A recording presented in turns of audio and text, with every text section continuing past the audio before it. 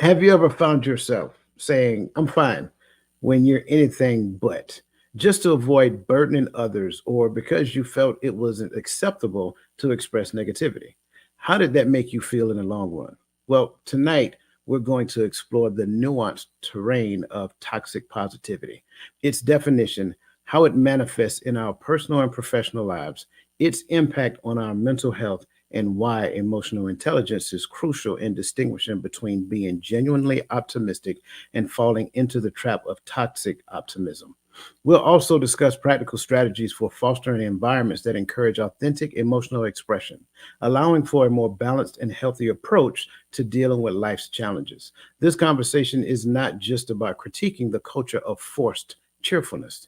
It's about understanding the importance of embracing the full spectrum of the human experience and recognizing that it's okay not to be okay.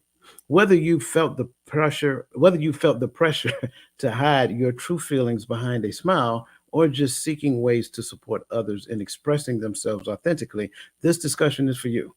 So join us as we unpack the complexities of toxic positivity. And together, let's create a space where all emotions are acknowledged, validated, and respected. Your feelings are valid, and this conversation is a step towards honoring that truth in all its forms. So join us as we embark on this enlightening journey. So, because words mean things, and I always like to make sure that there is a clearly defined definition of what a word is. Um, I want to make sure that we get after that. But first, I want to kind of give our disclaimer because, again, on this platform, we want to make sure that we're honoring everybody's opinion. So, on this platform, Empowering Perspectives, we believe that everybody is a subject matter expert of their own perspective. So, we make room for that. Everybody can express what they're thinking. And then, in the space of collective perspective, we should be able to get closer to the truth. So, speaking of the truth, gentlemen, I want to start off with the first question here. What is toxic positivity? Otherwise, we're going to start calling it toxic optimism, right? And how does it differ from genuine and authentic positivity?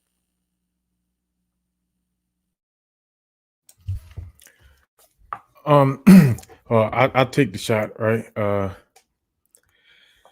When I'm looking at toxic and positivity, uh, I tend to think about a shield that a lot of people use to protect themselves of from vulnerability or even from the presumption that they're weak or that they're in a state of where they're not okay to the public eye. So um and I know there's different aspects to come from, but that's normally where every time I've looked at it this week, I went there in my mind. Like there's a lot of times in positivity talk when people are being optimistic or positive in a sense of masking a personal issue or a personal vulnerable moment that they don't want to be exposed to the world for the sake of just protecting maybe not their character or whatever go maybe just protect themselves from having to have a conversation that they're not ready to have or they don't want to have in a certain space or with a certain person. um but I know there's more to it, and I want to leave some meat on the bone from my brothers Meat on to the go to work. bone. Hey, because I Let, know let, y'all gonna go to work. you know. let me get a little. Let me chew on it. Um, so I think it's just being positive. It can be positive to your own detriment, right? People tell me, "Hey, man, have a good day," but they really don't feel that. They really don't think that way. So they just walk around saying all of these positive quotes or quoting these mantras and stuff like that, and trying to mask or cover up for what's really what could really be going on the inside. You know what I mean? Like I said, to the point your own detriment. So that's what I think, just kind of being looking at this word for the first time this week. That's what that's what I'm thinking about right now. And how does it differ from genuine or authentic positivity? I think that the intent is behind there. Like if you really mean, hey, have a good day, that's what you really mean. If you really, you know, mean what you say when you say these positive things, then I think that that's when it's really being authentic, and you're not necessarily putting on airs or fronts or anything like that just for some people. I don't know if you grew up in some of these old churches, but you see, people in the church be going through, literally they be going through hell, but they always talking about praise the Lord, brother, praise the Lord, sister. You know what I mean? A lot of people, were hiding things and hurts and pains and issues that was going on in their lives and stuff like that. But every time you saw them, they was always shouting, like I said, praise the Lord, brother. That was always like the greeting. At least it was in my church when I grew up. So I do like that example though. But the example I would go along with that is the blessed and highly favored crew. But anyway, mhm. um, I turn it over to Mr. Roland Walker there, sir. Man, toxic positivity. When you threw that out there, I'm like, oh, coach taking shots at me, huh? No, because I am naturally a positive person. And I tell people, I don't care who it is, after my situations, I said I don't have bad days. But see, and that can become toxic in nature if I don't finish it up with I have bad moments, but I don't allow myself to have bad days. Meaning that in the grand scheme of things, I allow myself to feel what's going on in the moment. And it may not be good. And I got to deal with that. See, toxic positivity tells you to overlook that, to go beyond and say, that doesn't even matter because you're living. It's positive. Everything is positive. No, everything ain't positive. Sometimes I just want to slap somebody. Sometimes I just want to choke some. Well, I can't say that on here. Sometimes I want to do some bad things. But I can't get consumed by that, nor can I get consumed by I'm blessed and highly favored, knowing that I'm struggling, knowing that I'm going through. You have to allow people to feel whatever they're feeling so that they can learn to deal with it.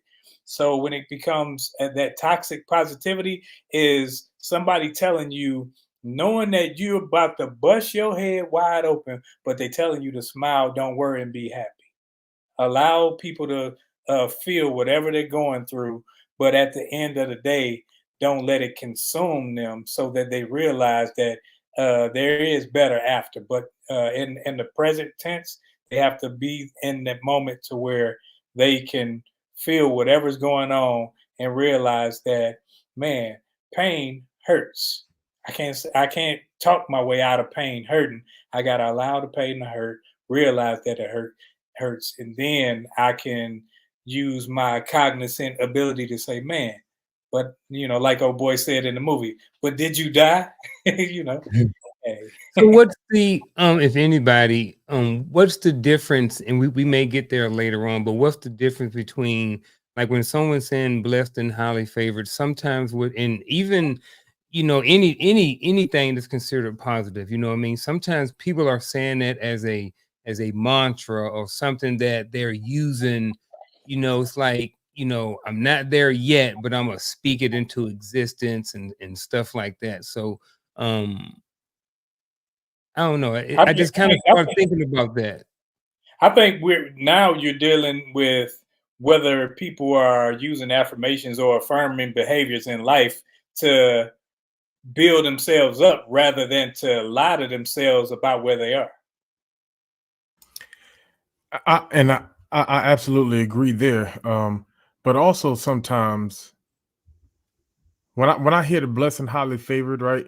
I know that it's a mantra, but I think it's become more of one of those, what do you call those statements? You know what I'm trying to say. Where Catchphrase, buzzword. yeah, is a catchphrase. It's something that they're just used to saying. It sounds right for the moment because I'm at church or uh a religious event. Blessed and highly favored sounds good. It makes me look holy. I sound the part, Yeah. versus is that really a reflection of where I am mentally, spiritually, physically? Am I really living blessed, and am I living as one who's highly favored? That's how I view it.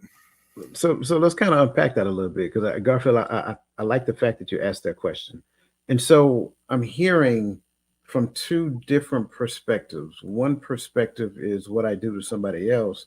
but another perspective is what I present to others because I don't want them to see the real thing that's going on with me. Am I catching what you guys saying correctly? I got two head nods. Yeah, I can roll with that. Yeah. Okay. Can you repeat it? So two different perspectives from what I heard you guys say. One perspective is what I do to somebody else, like kind of like what you said. It ain't that bad. You know what I'm saying? You'll be all right. Okay. And then the other perspective is what I present to other people because I don't really want them to see the real me. Right. That's the blessed and highly favored, so forth and so on. Am I catching that accurately? Yeah, I think that was a good way to put it. Okay. Absolutely. And I think that's important to understand because within the lines of both of those perspectives are concerns, right? And those concerns that exist do not get after, first and foremost, the authentic nature of humanity. That's for starters. But it does not get you to where you think it's going to get you to as well. Like there is no such thing as fake it till you make it. I know, back in the day, that's kind of like what they talked about. So I can speak good tidings all I want to it, but if I don't believe it, it's not going to ever happen. So the first thing I have to do is believe the thing that I'm saying, right? And then if I say it, then it can come to reality. But the problem is that we kind of superimpose it and we say, I'm gonna speak it until I believe it. No, it don't work that way. I'm sorry. I mean, I get it. I understand we may have adopted that way of thinking, but that doesn't necessarily work. So before we go any further, because I want to make sure that we kind of paint the clear picture for everybody. So we kind of address directly and indirectly what it is, what it looks like when I'm displaying it because I don't want people to see the real me. Or on the other hand, when I'm projecting it at somebody else, like where does it stem from? Like where does this whole notion of toxic positivity stem from, in your opinions? I think you can go to scripture where it says faith without works is dead. Because if you go back to what they were saying, just have faith. A lot of people say just have faith, just have faith, like it's just a mental condition. But if your mental and your motor skills aren't in action together, then you're gonna be in the same place that you started in. So I think it's a thing where people start to say, well, all you got to do is think it. If you think it and believe it, it'll come to pass. No, if I think it and believe it without motion, I'm still thinking and believing.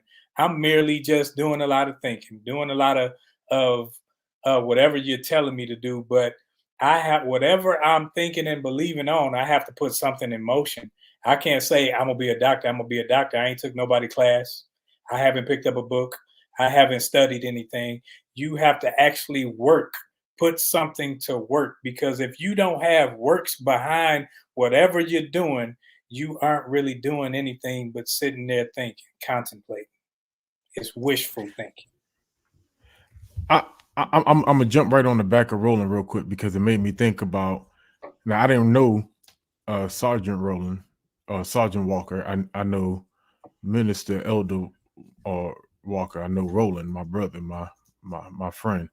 But I know the Army, and I know that as the medic platoon sergeant, or even as a good medic, one that we like even a little bit, your nickname was Doc, right? And just indulge me for 10 seconds with this one, right? So Doc has never really been formally trained to be a doc. He's a medic, and I don't even, and you wouldn't even classify a medic as an. Would you classify the work you do even CNA wise? I'm not sure. I know that certification is not there. You got to get those certifications, but just work wise and training wise, right? It's more trauma based. But we call them doc because we're taught that the medics is doc. We hear it all the time. It's become cultural in the military. Your unit medic, your section medic, you call them doc, right? That's what we've done, and that's the same thing we do with I'm reading the chats. I see be blessed, and we do with blessed and highly favored. We do with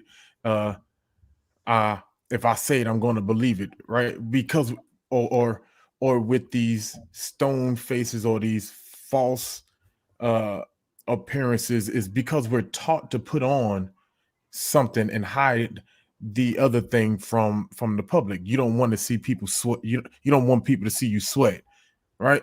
You don't want to appear weak. You want to, you know, whatever the teacher may be, depending on your household, we're taught a lot of these behaviors, but never really taught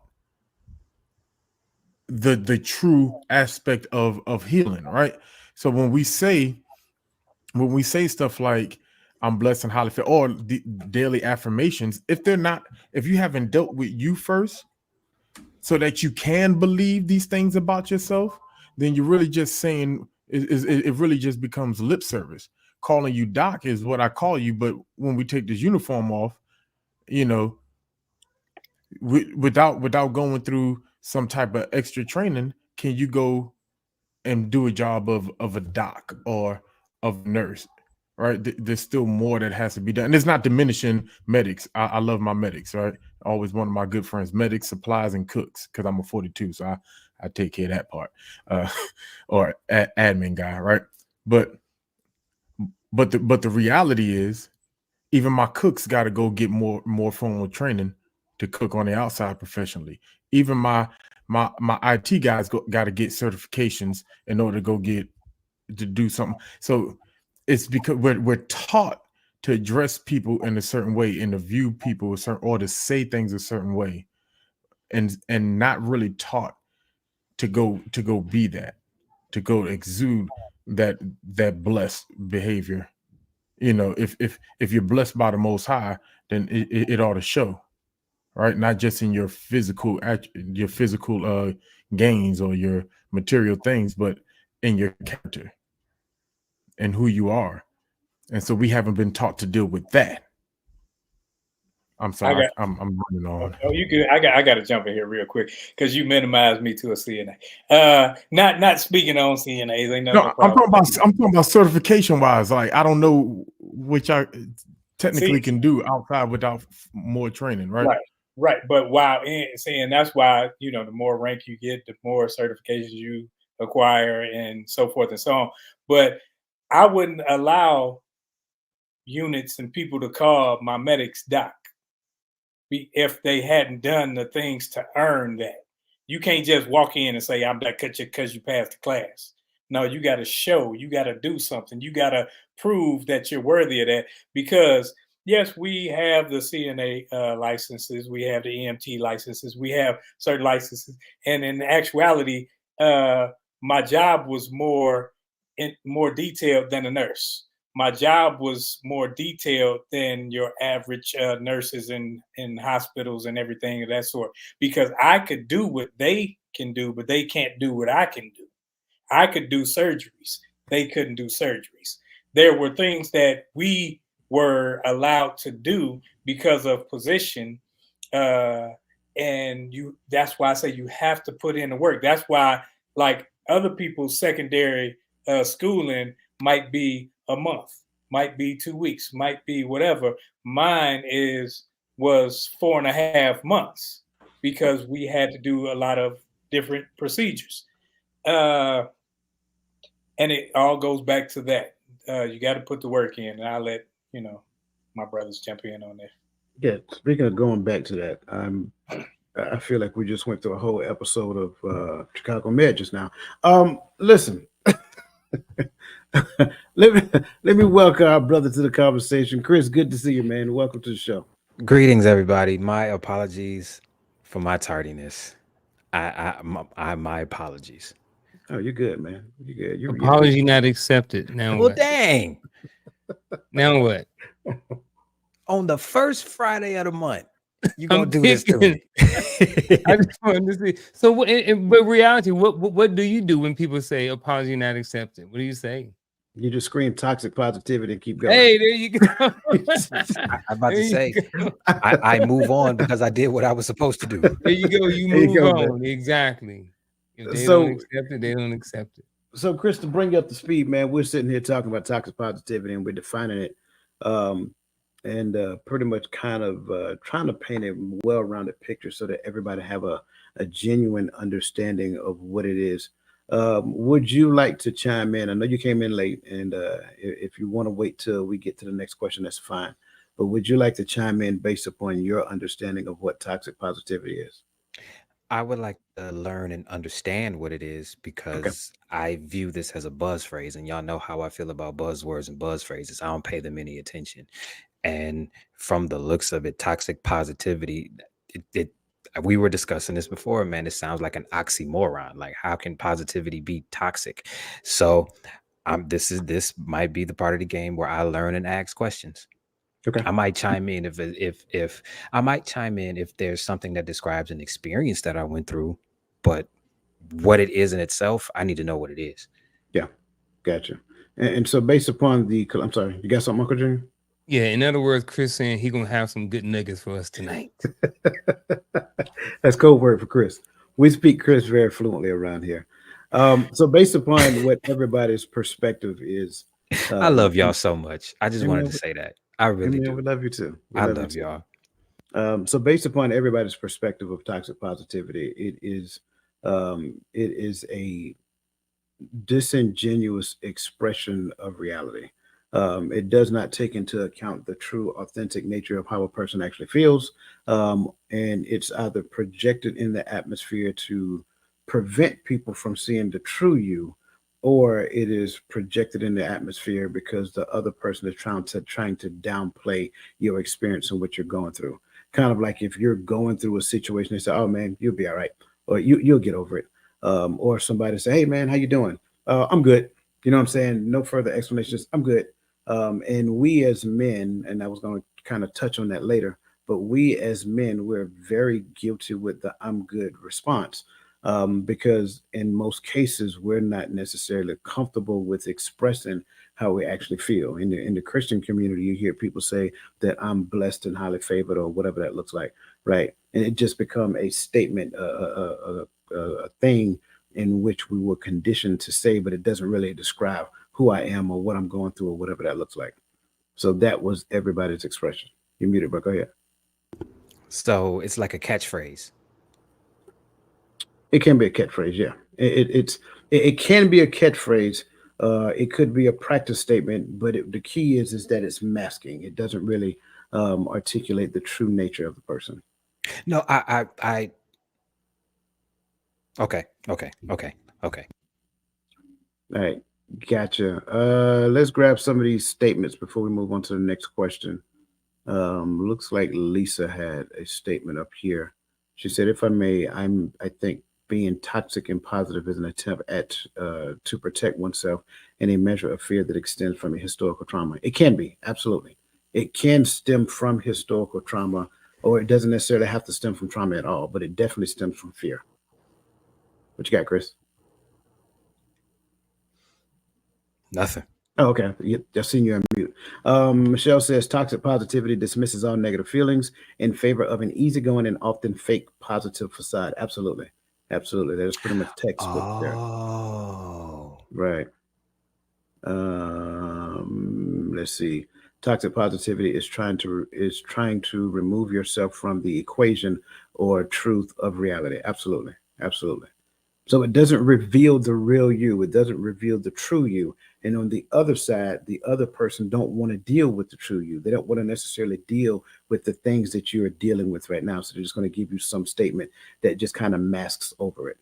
And so that's what we're getting at. Being stoic or wearing a smile to the outside world, even when you're not. Coined best with Smokey Robinson, Tears of a Clown. Yeah, See, absolutely. I've researched what being stoic is, and being stoic is not being emotionless. Like, it's really not. It's just not being controlled by them.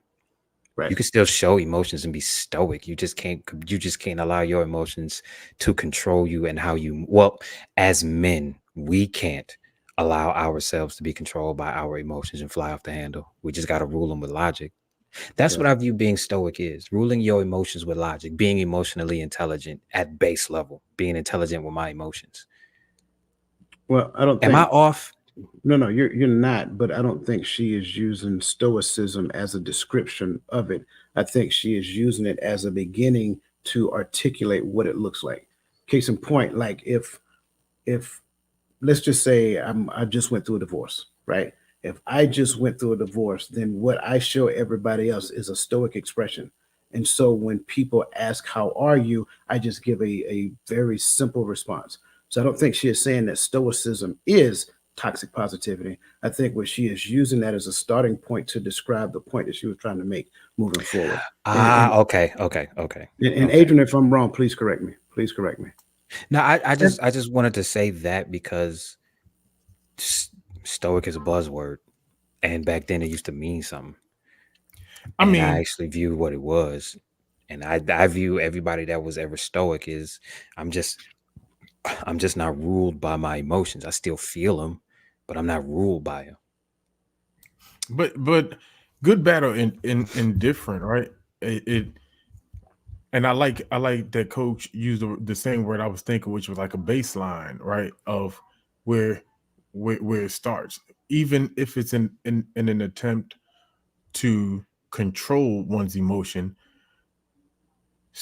whether being stoic, good, bad, and however you view it, or whatever the outcome is not the true identity of what's going on the inside. Even if I am properly controlling my emotions so I can continue to navigate through life or through a situation, it is still not the true basis of what's going on internally. Okay. So it's like a cover up. In essence. Okay. It's like wearing a mask. Okay. I'm learning. Okay. Nope, you're good. You're good. Great question. Michelle says, "Have a blessed day on purpose" is the one that I want to say. What does that mean? It means the on purpose part means that you have control over it. Do you? Yes, because we say it at schools, like like have a good day on purpose and stuff like this. So like I think you do it on purpose, then you're kind of like making an attempt to make sure it happens. Because like taking lemons and making lemonade, because when I think in life, when people are dealt a bunch of mess, they have that endurance. They build up a tolerance for it. So it's like, okay, whatever I get, I'm still gonna make the best of it. And when it comes to what we were referring to earlier, I was thinking about the movie Life when Biscuit got the news that he was getting out, when he ran to the line, the gun line, boss. Right. But we're looking at the word blessed. Is No. blessed a mindset, or I think blessed is I know how to be a base and a bound. I mean, wherever I am, I'm good. Like, even if I'm not good, I know it won't last. Or, I mean, it ain't to death. Like, I don't care what's in my house could burn down today. And I'm going to be mad about it. I got to change my vernacular. I'm going to be mad about it. But I know, hey, kids safe, good. I'm one of them people where I never focus, not look at, focus on the bad stuff all the time. I got to look at it. I got to observe it, and I got to figure out what I'm going to do with it. I think there's a difference. So the blessing is the kids are safe, though my house burnt down. The mindset is I'm focused on the blessing. So because I don't think we control being blessed or not, right? If depending on how some people view it, right? I'm thinking from a different aspect, maybe of the content, but blessing is something I get that what is you're saying. Voluntary. How I view the scenario, if I'm able to view the blessing, so having a blessed day on purpose, to me seems as if I can control whether or not the blessing come. I think I can control how I react to whatever happens, but I don't know. Maybe I'm just digging too deep. But when I look at the word blessed, no, I used to work in retail. From what it sounds like, you're just controlling your controllables.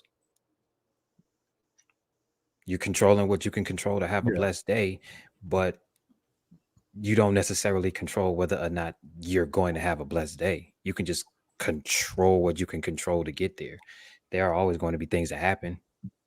Am I No, you're good, about to say, bro. am I No, diving too deep? no, you're good. I'm just smiling because I'm enjoying the banter back and forth about the word blessed. But I think it's thank you, Michelle, Ray. I think it's a buzzword too. Chris, you were talking about you're not allowed to use the word buzzword anymore. Well, if they would quit popping up in the chat, I'm I joking, wouldn't man. have I'm to joking. say anything. I'm joking, man. I'm joking. I think across the spectrum, we can come up with several of these phrases, right? Several of these terms that people have just coined and use, for whatever thing. And it is a cover up. Like Roland, I do like your example, but let's be honest, if your house did burn down, like you said, you're gonna be mad. That's the part of humanity that people like, say, for example, your close friend, your homies, your bros, whatever that look like. That's the part that they want to know because that's the thing that doesn't make you a robot. If you have the ability to articulate that to them, then they're like, okay, he is what's the word I'm looking at? He is being vulnerable in that particular moment. Not that he's weak, right? He is just telling you what exactly he is feeling in that particular moment. Does that mean he focuses his entire attention there? Absolutely not. It just means that he is having the conversation with people that he know, love, and care about to such a degree that they understand that he is honest, he is open, he is human, right? I think too many times we especially in social media, we have this conversation that says, "Hey, you know what? And no matter what I go through, I'm good." No, you're not. Let's keep it real. You're going to ebb and flow. It is a facet of life. I don't care who you are, right? We can say it however we want to say it. There are times when I'm here. There are times when I'm here. The key is for me not to get all the way down here. And so when I'm here, I change my focus so I can come back up here and stable out. And that's the key. And that's really what this whole concept of toxic positivity is all about. Because again, when we project in one lie, it won't be long before we're projecting many lies across the spectrum. So I kind of want to just, close that question out and keep moving on because again, I'm loving what everybody's saying. I'm appreciate what they're saying in the chats because they're putting a lot of great information out there. Moving on to the next question, which is how does the pressure to always stay positive impact your ability to navigate real life challenges and express genuine emotions?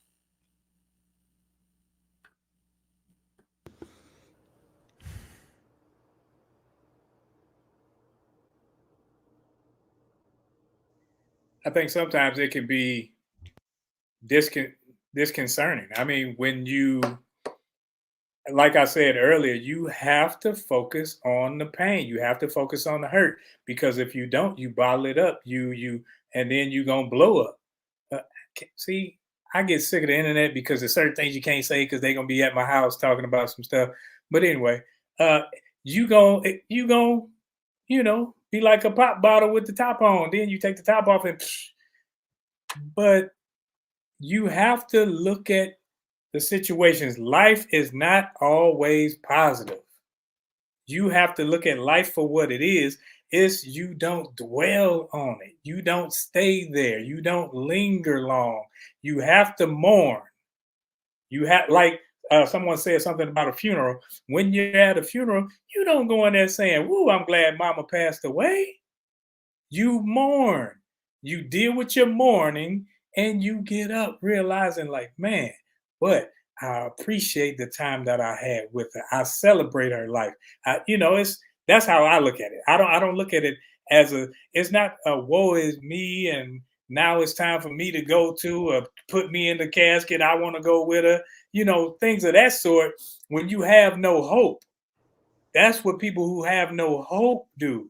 When you have a hope, then you can look at situations and say, man, what is this trying to build me to do? Because it's beat me down. It's beat me down, but I got to stick with whatever I'm going through. I got to stick with it. I got to stay in the process so that now going through the process, I can see where the blessing came. I think you can come off as fake, just being honest. Right. We all know those people are always like, oh man, how you doing? Oh, brother, I'm good. Brother, I'm good. bro, broke. You know what I mean? His car, got flat tires on it. You know what I mean? Just a lot of bad stuff. His wife done left him. You know what I mean? The dog done kicked him. All these bad things going on in their life, and they still walking around, talking about I'm blessed and highly favored. Yeah, everything good. So I think, sometimes people, you just come off as fake to people. You know what I mean? When you walk around always like extra positive, super positive, and I think that can cause people to not, like I said, if you don't seem authentic to people, then people are not going to trust you. You know what I'm saying? So I think that sometimes, when you have that pressure to stay positive, sometimes it can be overdone. You know what I mean? And like I said, I think that the way it, I don't know. I just, like I said, I think you come off fake, and then people ain't going to trust you. So that's my 2 cents. Has society gotten that bad where somebody being positive all the time is viewed as fake? I think so. Because I'm positive all the you look time. at, But it's I'm I just guess pissed off. I guess I would say if you look at their life, right? Like I said, they got all of these bad things going. Like I remember, like I grew up in the church, right? And they want tithes and they want 3 or 4 offerings and all these different things, and people is broke, right? But they still walking around talking about they blessed and highly favored, but they having to pay their tithes. 10% of their earnings and stuff like that. And depending on what church we're at, some going to tax, some going to 10% off the gross and some off the net, depending on what church you at. You know what I'm saying? So, like I said, I've seen people almost be like zombies in church to where they're, praise the Lord and, all these positive, Christian mantras and stuff that we've been hearing since we was kids, but their life is not reflecting what's coming out of their mouth. But So go ahead. But see, this is where I have an issue, for lack of a better phrase. Or I'm just going to say this. I understand your viewpoint, but I'm not arrogant enough to put how I would take all of the stuff that's going on in that person's life and view it as his life ain't going the way it's supposed to go. He could be viewing it as, man, all of this stuff had to fall apart in order for me to do this. Jesus H, this weight is falling off of my shoulders.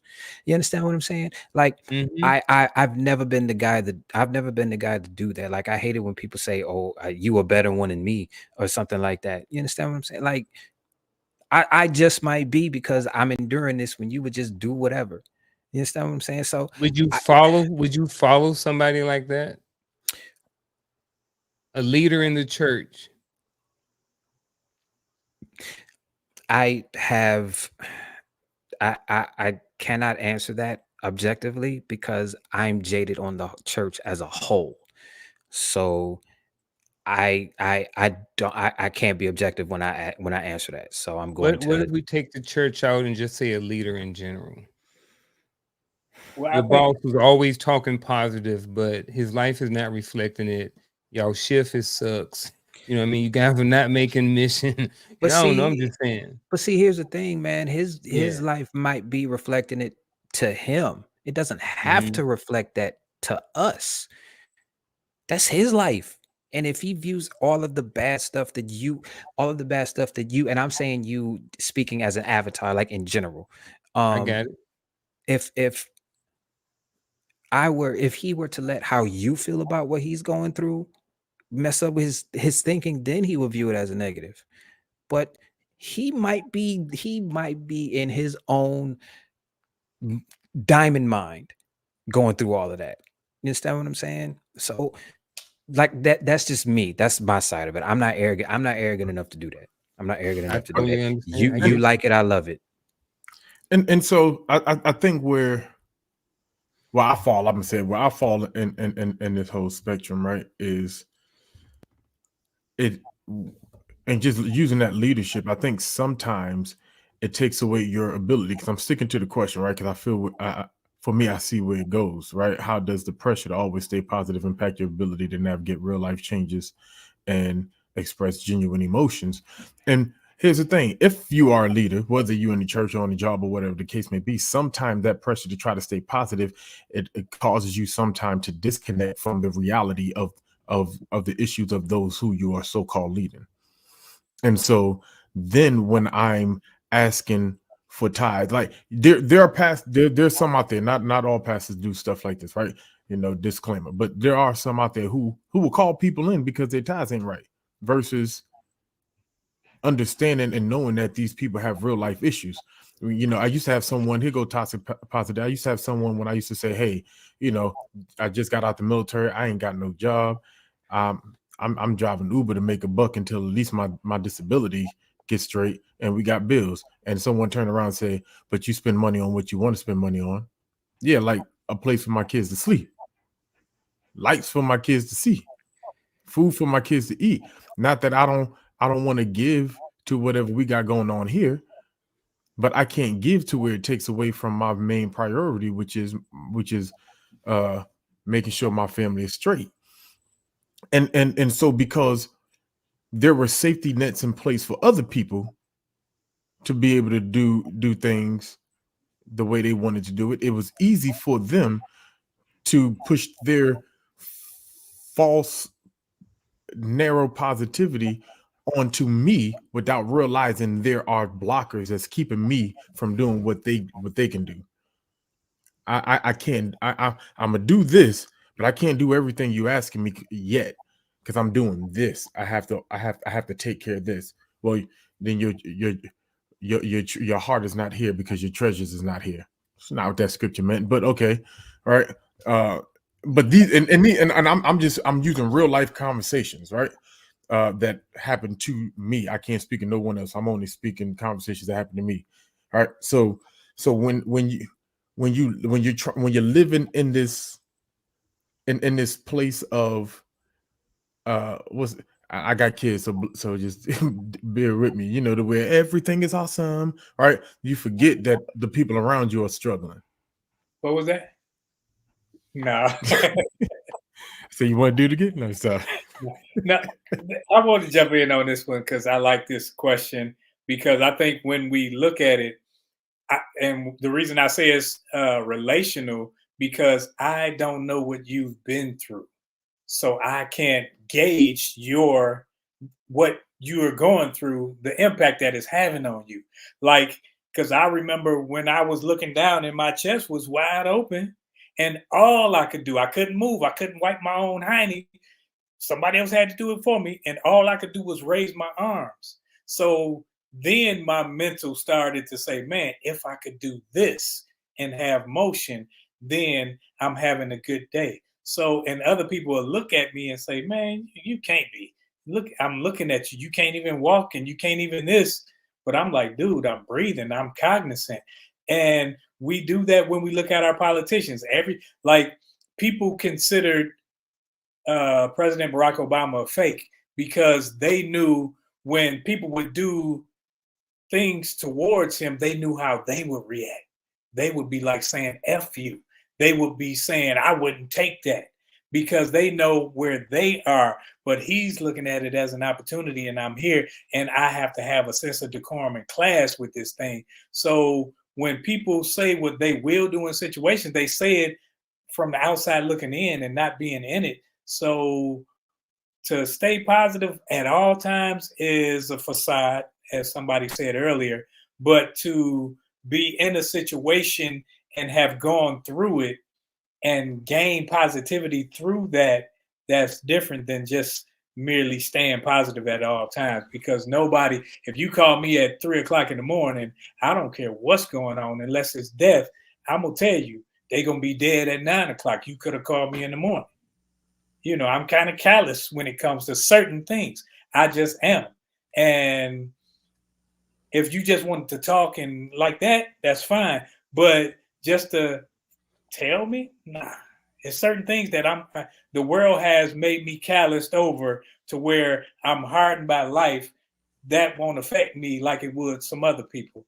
But some other people, it's going to tear them down because of that struggle with them and their relationship. But if I don't have that same relationship, I'm just going to merely fold my hands and listen.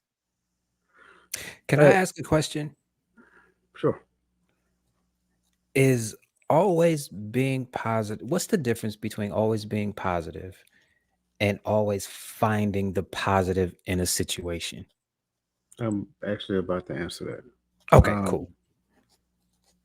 I like, Because that's what it sounds like everybody is talking about. right.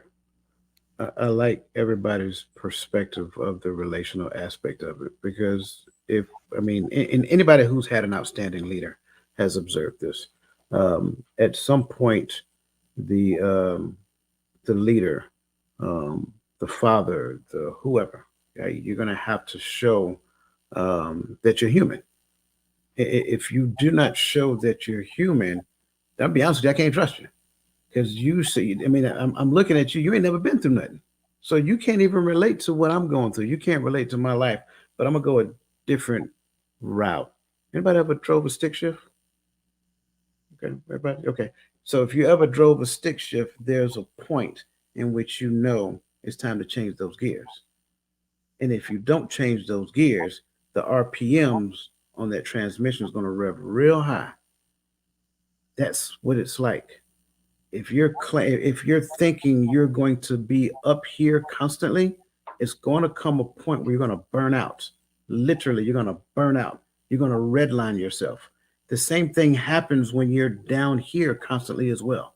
That's why I brought in the concept of the ebbs and flow. Ebbing and flowing is healthy, right? But constantly thinking that I have to be here and pressing myself to be here and comparing myself to other people and comparing myself to these situations and so forth and so on, none of that is healthy, right? The only person you should ever compare yourself to is a person in the mirror.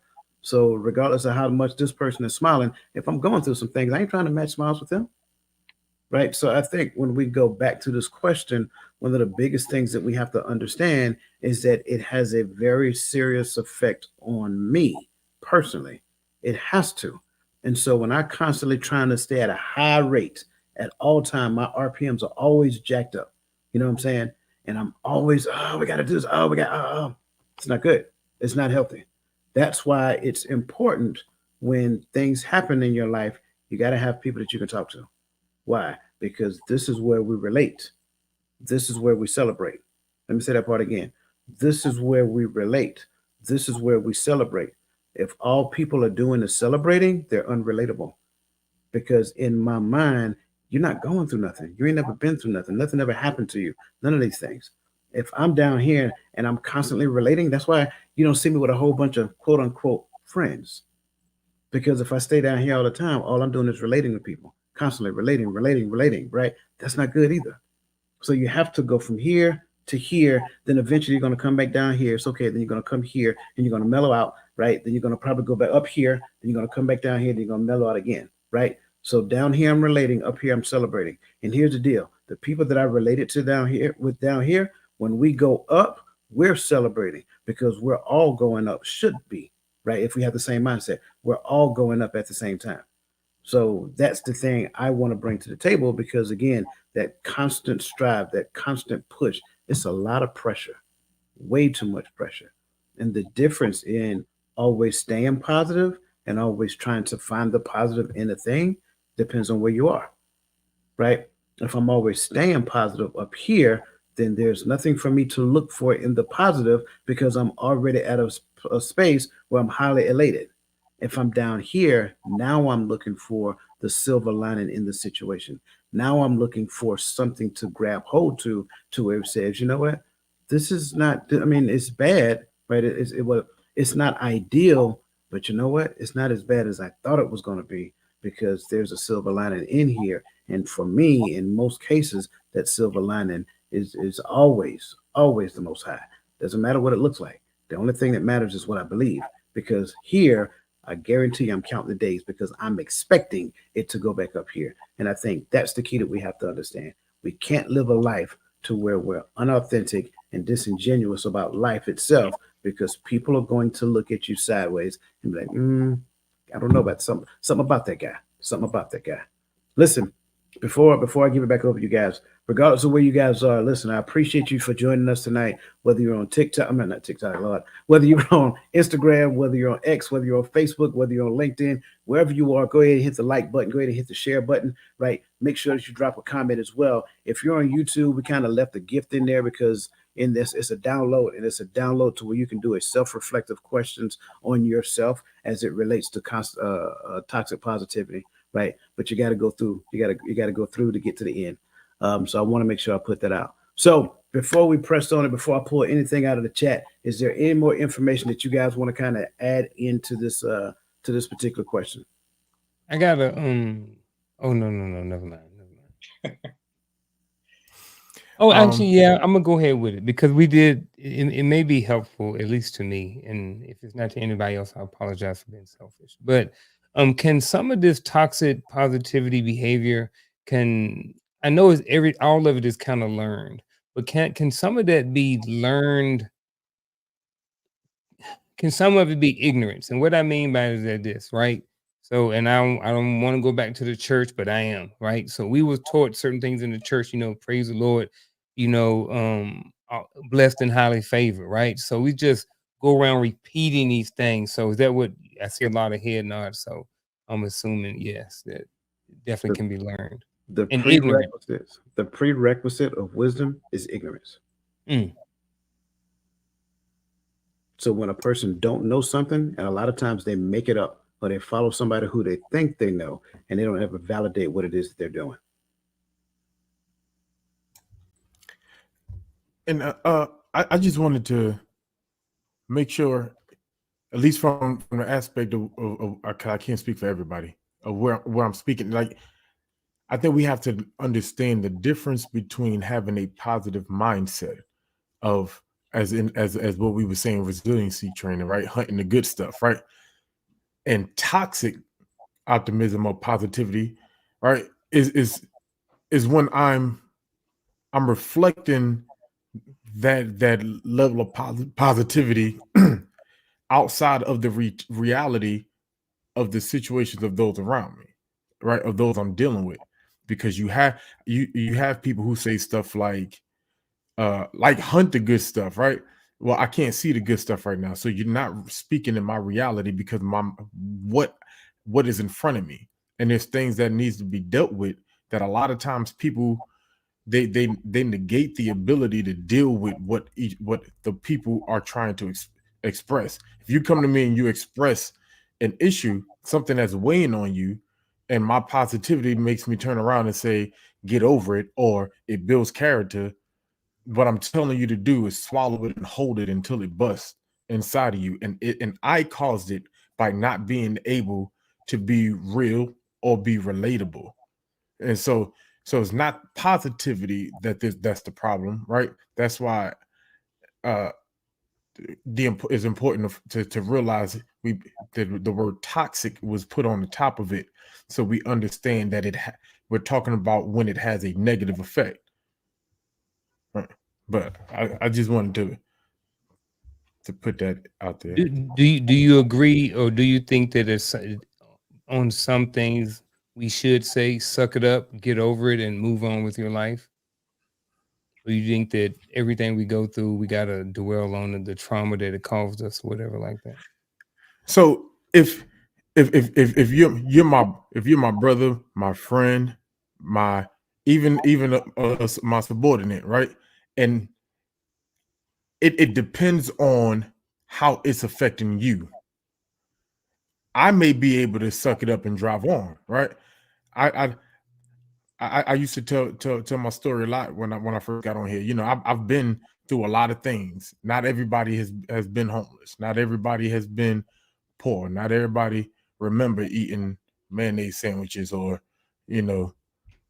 putting sugar on toast because you can't get no donuts, right? You can't afford you had to make things happen. So when there's things in life that has come up, things in the military that has come up, that I was able to just suck up and drive on, but not everybody is there, and that's not everybody's reality. I have to be able to deal with your reality. Is it something that is weighing on you that's something that you can't hump over. Me saying suck it up and drive on, if it's making you hold it in internally and not be able to function no more, then I failed you as a friend, brother, or leader, whatever that relationship is. And I think Instead of that's, giving go ahead. I'm sorry. I apologize. I'm not sorry. No, No, I just hate that phrase. That's why our generation needed a lot of therapy, because suck it up, get up. You ain't hurt. Like, I am hurt. Don't cry and all that other stuff, because we were made to bottle up things. We were made to suppress it to where we didn't deal with it at all. So now you get a 50-year-old man who's callous because he's seen death since he was a toddler. And now when he goes to war, that ain't bothering me, but it bothers other people. And I think it's normal because it doesn't bother me. I can't make my pains or the lack thereof normal to other people. And that's what we do when we say suck it up and drive on and things of that nature.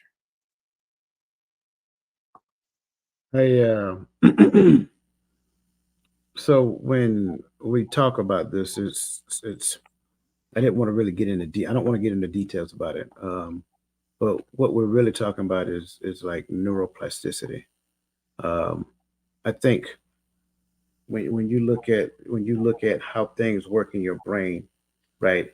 It talks about its ability to snap back or change. Well, the consistency in any region makes it rigid, right?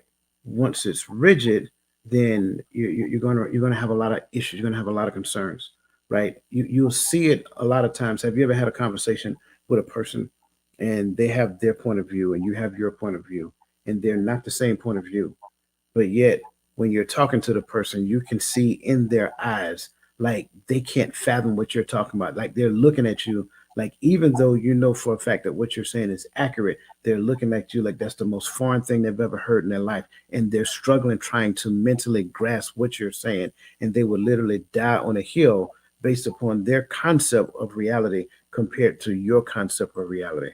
Well, the issue is that they don't have the flexibility to actually grasp what it is that you're saying. They're stuck, they're rigid, right? And that's kind of like the same thing. When you go through these concepts, you're dealing with these negative emotions, so forth and so on, then what ends up happening is that you are constantly, constantly depression, depression, depression, negative stuff, negative stuff, negative stuff, negative stuff, negative stuff, negative stuff. So now they're conditioned to this negative stuff that's constantly happening.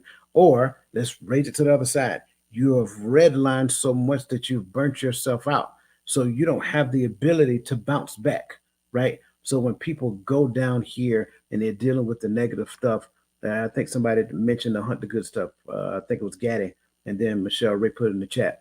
Well, the hunt the good stuff concept is that, look, you might be down here, but what can you think about that's positive? Because a lot of times when people are in depressive state, they can't even generate a positive thought, right? That's what we're talking about when we're talking about neuroplasticity. All you see is the gloom and doom of what you're dealing with, and you can't even think of anything up here, right? Well, the same thing actually works in reverse, right? You can't consider what somebody else is going through because in your mind, positive, positive, positive, positive, positive, positive, positive, positive, positive. Then what ends up happening is that these people start feeling like they're less than you simply because this is where you're saying that they have to be constantly. You can't even relate to what they're going through simply because, again, you're telling them that what you're going through isn't reality. Get over it. Man up. Do this, whatever. Pull yourself up by the bootstraps, right? So that's what we're talking about when we look at this. It's not a bad thing let me go back to the original question. And I think this is part of what Lisa's question is as well. When is enough enough? I think that's kind of like where we're going. Like if you have a friend that's going through a thing, like do you ever tell them, say, hey, you know what? You're just going to have to suck it up and do better. Well, I think there is a time for that. And the time for that is when you recognize that they've embraced the notion of being negative intentionally and recycling the thoughts over and over and over again. And you can tell in the midst of talking to these people. Like uh, one of the things I tend to say is that an emotion lasts for 90 seconds. the recycling of the memory that you have of the thing that put you in that emotional state is up to you. And every time you recycle it, the clock starts over. So that, I'm sorry, 90 seconds. So that 90-second emotion that you're feeling, it wants to go away, but you won't let it because you're constantly recycling the event. And the more you recycle the event, the longer duration the emotion stays with you. Okay. And so that's what we have to understand. If I have a friend that I recognize is doing that, do not be surprised if I tell you, say, two things. I'll be here. I'll be in emotional support, but I will not be your emotional life raft. I won't do that. I will not sacrifice myself on a consistent basis when you keep jumping in the deep pool knowing that you can't swim. I'll jump in and get you once or twice. But if you keep doing it intentionally, hey man, you need to learn to swim. I'm gonna sit here and watch it, but you need to learn to swim. Sometimes you got to do that. Sometimes it's necessary to do that because sometimes that's what a friend needs to do. And that's what relationship is. Relationship is where you take the risk, right? Because let's be honest, the other side of that, if you tell that to them, they may never talk to you again. But if you take the risk for the sake of the other person, right, run the risk of possibly losing that person or saving that person's life, which one is more important? I will always go to save that person's life. Because again, the long haul of depression, I think we know what that is. So that's just it. Did we answer your question, bro? Okay, I just want to make sure. All right. Lisa, did we answer did I answer or kind of touched on it? Where's the balance between always being positive at all costs and saying I'm not good, this is too much, etc.? Some would say that this person is negative. I believe there are many things to consider in this current world with all the confusion, world with all the information that we digest. Absolutely. Where do we draw the line? That is different for everybody. I believe. I believe that some people have the ability to show them more than others. At some point, you have to recognize, and your body will talk to you, right? You'll start feeling anxiety, you'll start feeling depression and things of that nature. What you don't want to do is exist in there for a prolonged period of time. That's when you kind of, reach out and say, "Hey, Roland, hey, Unc, hey, Chris, hey, Gaddy, I need to talk, bro. I really need to talk." And when you do that, then that's when they hear it in your voice and they clear their slate and they actually listen to everything that you're saying because that's a different sound in that person's voice than I've ever heard. So I think for each person, they have to search themselves to understand where that tipping point is for them. I really can't say where, but I think that's a great question. And I think that's part of the reason why toxic positivity is such a big deal. Because if we continuously strive or pushing ourselves, I'm sorry, if we're continually pushing ourselves at the positive rate and telling people you got to stay positive, you got to stay positive, they don't know what they can handle. When you find a person who don't know what they can handle, then where's the risk? Where's the risk for the future that you really want in your life? Because let's just be honest, the only way that you can ever stay here is that you never move outside your comfort zone. Moving outside of your comfort zone is going to disappoint you in some shape, form, or fashion, guaranteed. And so your ability to go through disappointment, bounce back, go through disappointment, bounce back, go through disappointment, succeed. That's what progression is. So I hope that answers your question. And gentlemen, I'm sorry I took that question, but I really want to keep pressing forward because these are great questions. And I hope that this stuff is starting to become clear to everybody else, or to everybody really. Roland, you brought in the notion of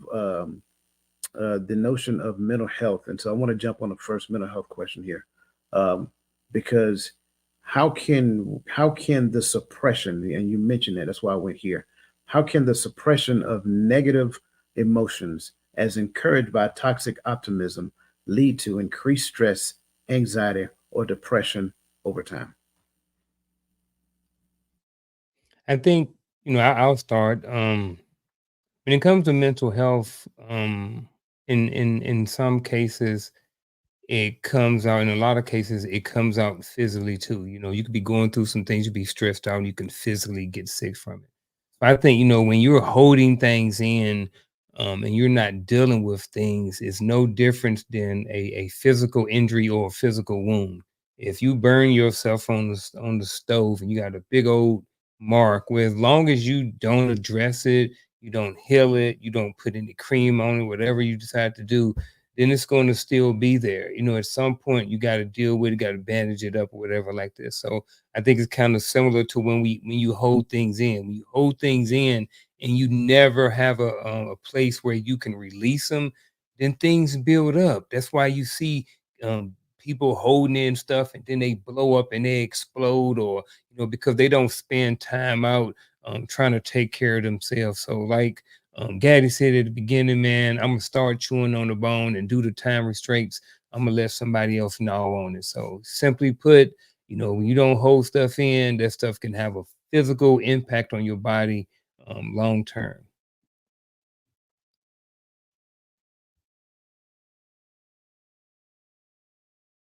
You muted, Chris. Oh, okay. Can you hear me now? You turn to answer this question, you turn into me. Seriously, you turn into me. You turn into a guy who's angry all the time. And it's not fun. It's really not. And from what I'm starting to understand about toxic optimism and toxic positivity, it is a complete dismissal of the person that you're trying to be positive with. And I think that's the part of it that people don't understand. Yeah, man, it's depressing to be dismissed. And it can make you anxious because you anxious around that person. You really don't want to talk to them because all they're going to do is just dismiss you. And that stresses you out because that person is in your life. So, and then you pull yourself out of it, you get out of the pool and take a shower, and you look at everything from an objective point of view, and you get pissed off about it. Why did I let this person in my life like this? Why didn't I say anything right then and right there? Why didn't I tell this person to shut up? Why didn't I tell this person that it's okay to feel, but you can't stay there? Why didn't I do that? You understand what I'm saying? So yeah, you turn into me. And I always say this. There's you really do not want a bunch of me's out here. You really don't.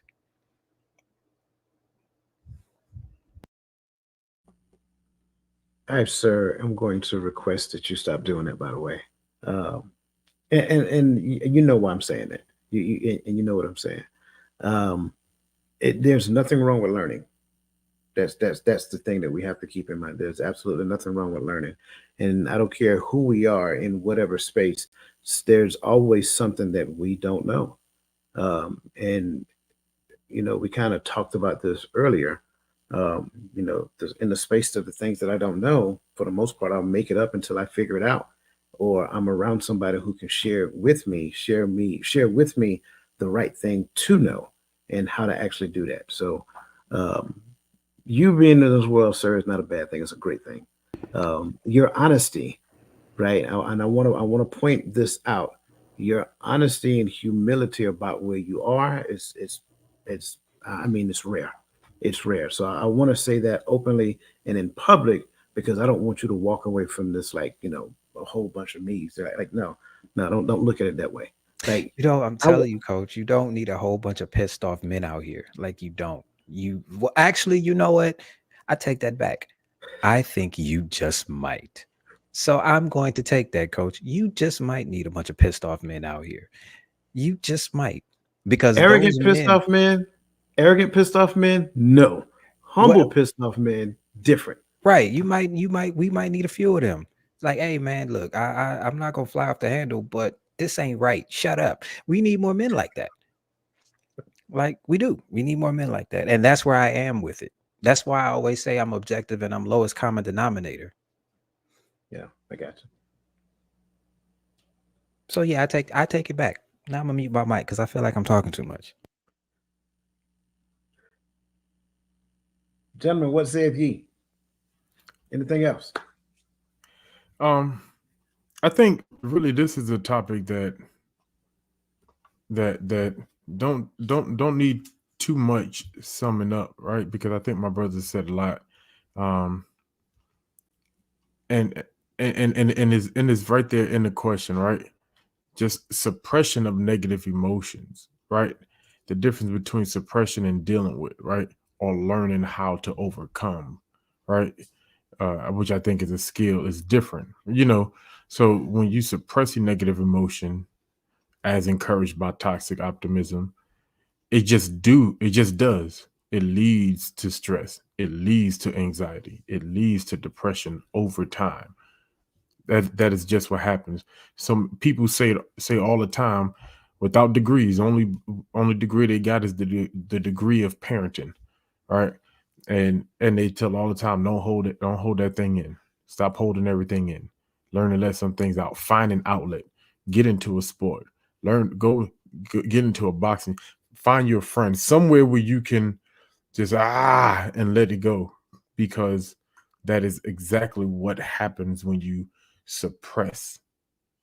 It's a difference between thinking positive and suppression, you know. So when there's something that's weighing on you, you got to have an outlet. You have to have a way.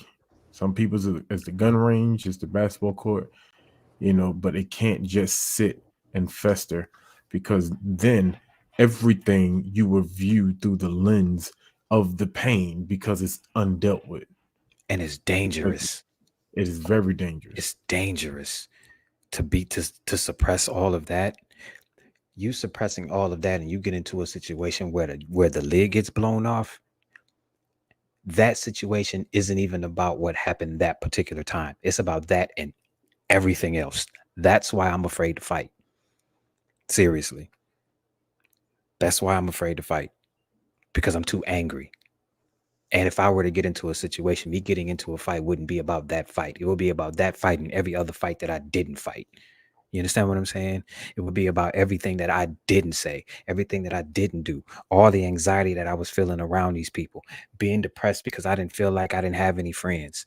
You understand what I'm saying? Because under the guise of I gotta make sure that I'm always good.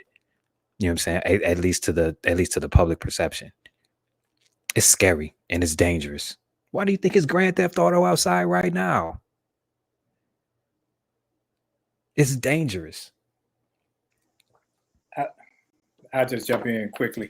I think that when we look at how can the suppression of negative emotions as encouraged by toxic optimism lead to increased stress, because what it does, it tells me to walk around with a mask on. It tells me to not become myself, to not be who I truly am, because I have to put the mask of expectations of who you want me to be, who you see me as, instead of being my natural self. That's why when these brothers said you got to find you an outlet or friends, because if you don't, what you'll do is you'll find various numbing agents, and your numbing agents to be drugs, alcohol, women, men, whatever it is, vices that you gravitate towards.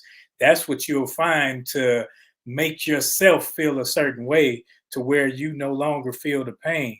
And the pain will get to you. That's why we have people like Robin Williams who did what he did, and other people who were the life of the party, Junior Seau. They were the life of the party to everybody else, but inside they were dying. Inside they were hurting, but they didn't feel that they could lower their shields so that they could receive help from somebody else, because they always had to be the spearhead. They always had to have it all going on. And that perception from other people will make you a very masked and bottled up person, to where you don't trust anybody and you really don't trust yourself. But you can get that liquid courage and you can become who they want you to be. But then when you go home, you got to sit with yourself. So that's all I got to say on that. All right. Very good. I greatly appreciate that.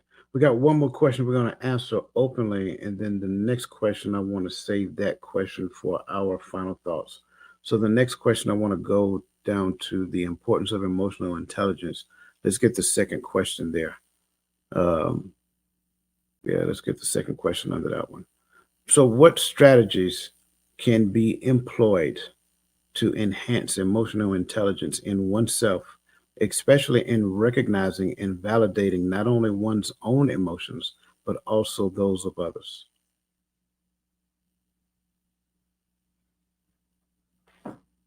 What strategies? Okay. I think one, meditation.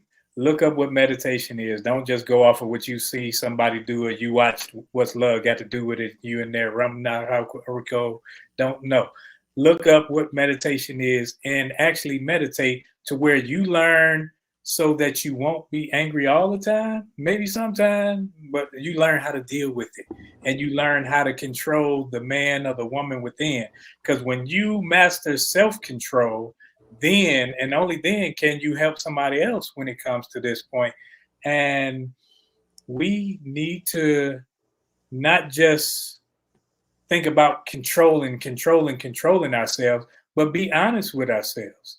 You gotta, if you aren't where you want to be, you gotta speak that truth. Don't just say, I'm not where I am, but nah, you stay where I am, and if you lazy, if you're shiftless, if you have some traits that you don't like, you gotta identify them so that you can work on it. Because when you speak those things that you need to work on, write them down. Say, okay, let me pin this thing so I can work on it. Let me talk about my laziness. Let me talk about my anger issues. Let me talk about I'm a people pleaser. Let me talk about these things with myself so that now I can find a friend and say, dude, be brutally honest with me and tell me how you see me, truthfully. And that way you can learn about yourself, how others see you, and you can grow. As far as strategies that one can use for themselves, journal. Write. I've worked out so many things just writing. Okay, this is what it is. Okay, why do I feel like this? Because of this. Okay. Your worst fears never happen. So if this were to happen, what would you do? You understand what I'm saying? Like, just write it out. Write it out and just map it out from there. As far as others, learn objectivity. Just learn how to be objective. Instead of being, since we're talking about this, instead of being a toxic positive person, just try to look at it for what it is and give them the advice you would want somebody to give you. You understand what I'm saying? This, or just speak to them like you would want somebody to speak to you. It's not as far as the others' emotions, that ain't about you. It's about them. It ain't about you. So speak to them the way that they learn objectivity and journal. Just write. That's where I would Strategies. start. Well, with strategies for me, I think all things come back to physical fitness at some point anyway. I think, taking care of your body and your health can help anything, help mentally altogether. And then when you're in a workout session for 30, 45 minutes, you know what I mean? You have a lot of free time to think about certain things and you can work on yourself. You're doing something to work on yourself. I think another strategy that you could employ is just to have hobbies in your life. When you're doing something that you enjoy doing, I think that also right there can help with overall just emotional intelligence. And I think lastly, it's just increasing the amount of discipline that you have in your life. I think when you have discipline, it creates balance. It allows for time to do what you're supposed to do, and then allows for time to do what you want to do. Have fun. I think all of those things combined together can all help enhance emotional intelligence. Again, those are having hobbies, fitness, and then overall increasing your discipline. I would say everything my brother said, and learn to speak and to listen. Because we said with oneself and with others, and matter of fact, I'm just going to do it with oneself. Learn to speak and then listen. You have to learn how to express and to whom to express yourself to, right? Everyone that smiles in your face is not a good outlet, because some people will take your issues and turn them into trauma. because they will abuse it. They would misuse you based upon your moment of weakness, or they'll go talk about you behind your back and have others look at you differently. They will validate the fears, right? And so the intelligence part is knowing who to talk to, knowing who are your friends. I think sometimes if the issue is validation, we choose the wrong friends, right? And so we need that one good friend that lets us know, hey, this is the safe space. We need to start being purposeful to one another and creating those safe spaces for someone to be able to call me and talk about what they need to talk about. And I don't go run and tell everybody in the neighborhood, well, let me tell you what Chris just told me. You get what I'm saying? So you need that safe space. Even if you ain't got no friends, there's professionals, right? But learn to talk, learn to speak, learn to get it out, right? I like having outlets. I like to, sometimes when I get mad, I just want to go for a walk, or I just want to go. I used to say go for a run, but that's when I was 20.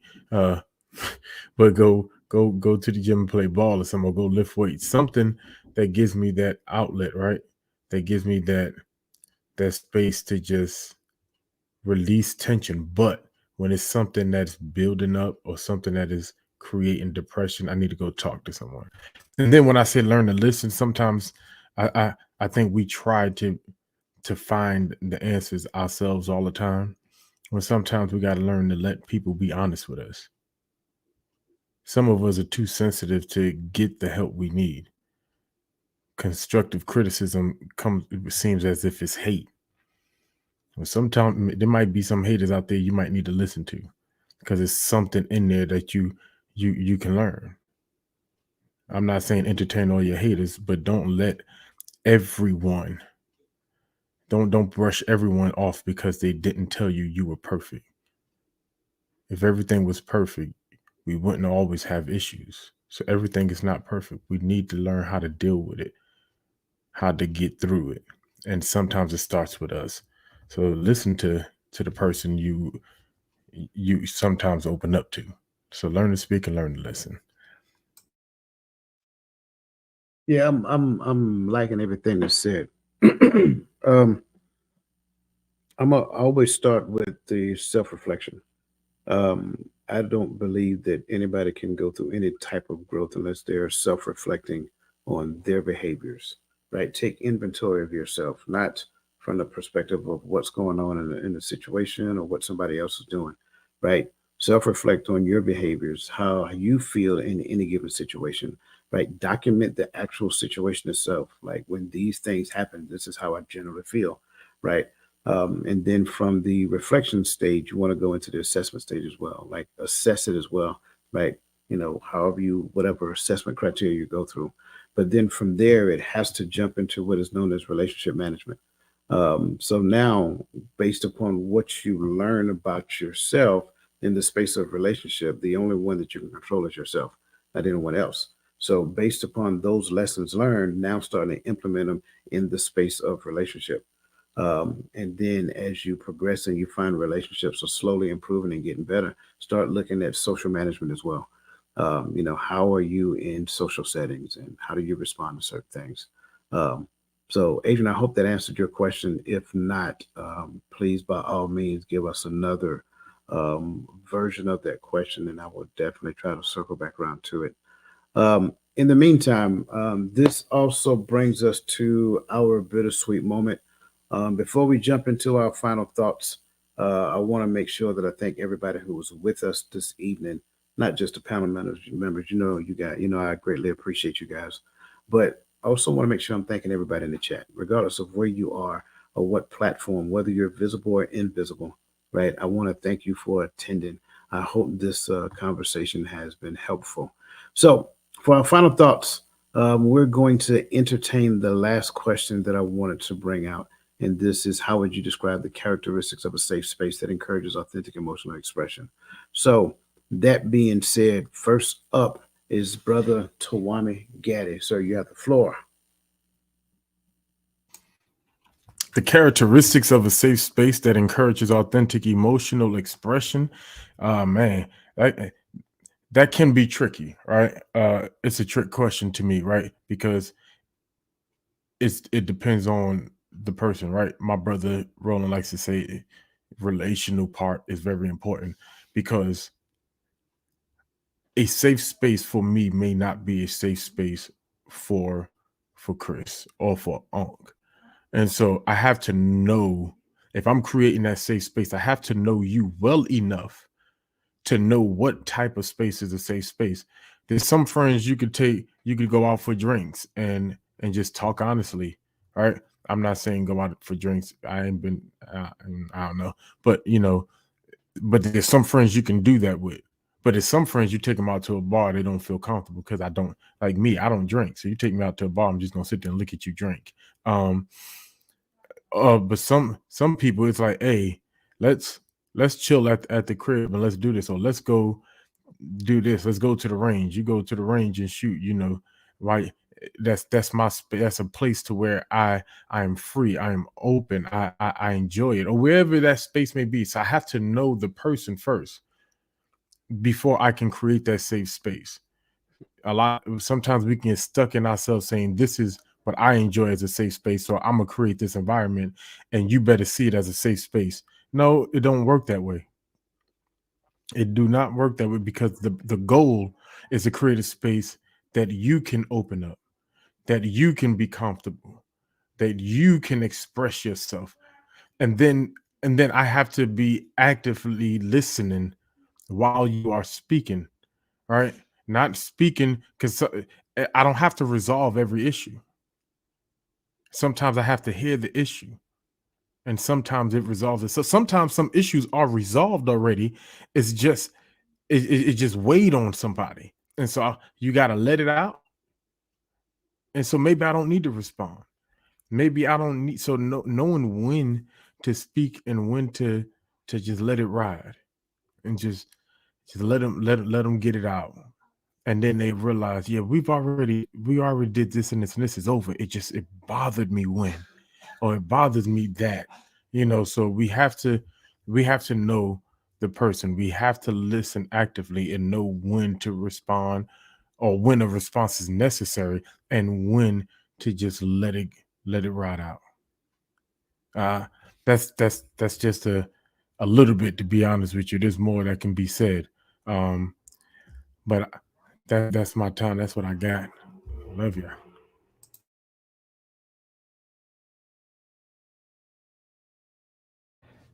I guess I would have to go along with Gaddy. A safe space is a place where you can actually go and share your emotions and not be judged for having them in the first place, especially if we're talking about the men. Um, like I said earlier, there is a difference between being stoic and trying to be emotionless. Um, so yeah, where I would start is just a place where I can actually express myself emotionally without judgment, or without being called a punk or being called sensitive, because I have these feelings that I need to process. Um, and to Tuame's point, to be in a place where I'm actually heard, and being in a place where people will listen to me and try to help me work it out, instead of giving me unsolicited advice about something that they don't understand and that they never will understand. Um, yeah, asking the challenging questions to help me figure things out, as opposed to saying, if I were you, I would do this. Yeah. Yeah, that's where I would start. Yeah, that's where I would start.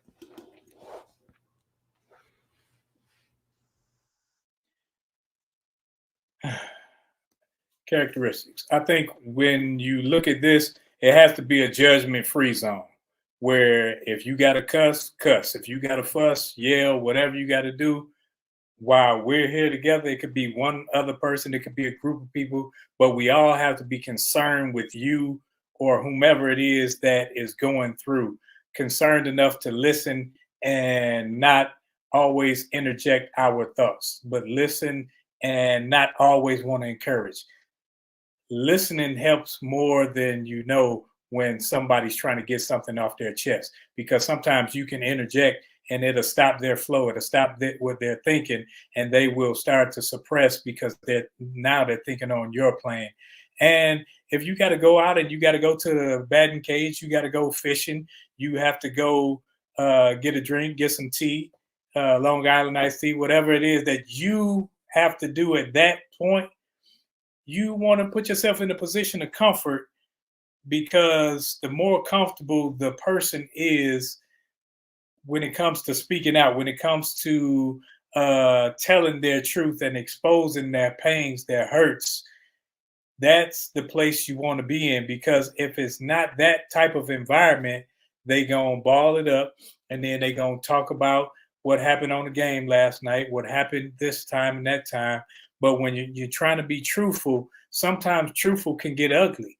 And sometimes men or people don't like to cry. They don't like to show emotions. So you get to a place to where it's okay to be you. It's okay to let your guard down. That's the environment that I would be looking for.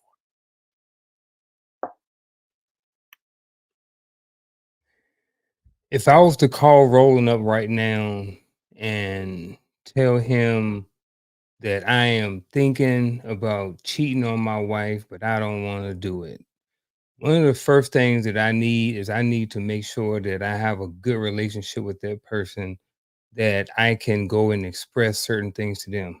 I need to have trust with Roland that whatever we talk about, that he's not going to go back and tell all of my business.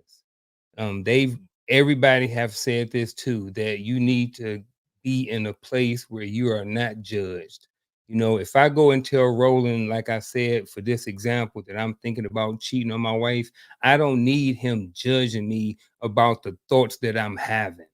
And then lastly is that we need to have open, effective communication. So based off this question, I would say you need to have trust, but far as a safe place, you need to have trust in a relationship with this person. You need to be a space where you're not going to be judged by the thoughts or whatever information is going to come out of your mouth. And you also need to have open and effective communication. That's my final thought.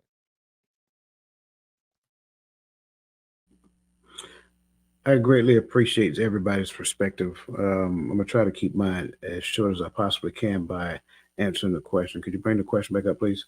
Um, First and foremost, when it comes down to creating a safe space that encourages authentic emotional expression, I think sometimes we get blindsided by assuming that just because that authentic emotional expression isn't present, that means that it's not a safe space. Those two things are not necessarily the same thing. So, first and foremost, my responsibility is to make sure that I am implementing all aspects of effective communication, like you heard already, but I am listening more than I am talking. In fact, I think sometimes we confuse ourselves by thinking that it's for me to give advice. It is not for me to give advice, it's for me to listen. And then once I hear exactly what that person is saying, then I need to ask questions to ensure that I am understanding what they're saying at the level in which they're saying. So we need to kind of improve and increase our question asking skills. Sometimes we think that we're asking good questions, but the questions that we're asking are really kind of very low tier questions to where it does not make that person expound on what it is that they're saying. Then we get to the point to where we start paraphrasing or summarizing or parroting what that person actually says, right? That kind of gets after the degree of understanding what they said. When I finally do respond, I'm not responding with my opinion. I'm not responding with my interpretation of none of that stuff. I'm responding in such a way that my response serves them, not my ego. That's the thing that has to be completely outside of the conversation. Again, I don't inject opinions. I don't have an opinion. I don't inject anything else. I don't even take their conversation and make their conversation about me. It does them no good for me to share a story about my past experience in relation to what they're going through, because at the end of the day, they're looking for a place to express themselves. And too many times we believe that we were commissioned to give advice. when really, in most cases, you were commissioned to be a witness. So, that said, I just want to kind of again thank everybody for joining us. By all means, go to www.totalmindsetshift.com. Join the community of like-minded individuals where we have constant conversations and continue. In fact, I've already put a question out there in the chats on the website. So we're going to continue in these conversations. We're going to continue to expound on this learning. If you're with us on Sunday morning on TikTok, we're gonna continue this exact same conversation because I knew for a fact that this conversation could have been prolonged. So again, greatly appreciate. Yeah, absolutely, Lisa Keys. 11:30 Eastern Standard Time is when we're going live on TikTok to continue this conversation again. So everybody's invited. Listen, we greatly appreciate you. We value you. It is our job to honor you every time I hit this live button and to give you the best versions of ourselves that we have that evening. So that being said, listen, enjoy the rest of your evening. Have a fantastic weekend and let the blessed version of you be the blessed. Let the best version of you be the blessing that somebody else receives.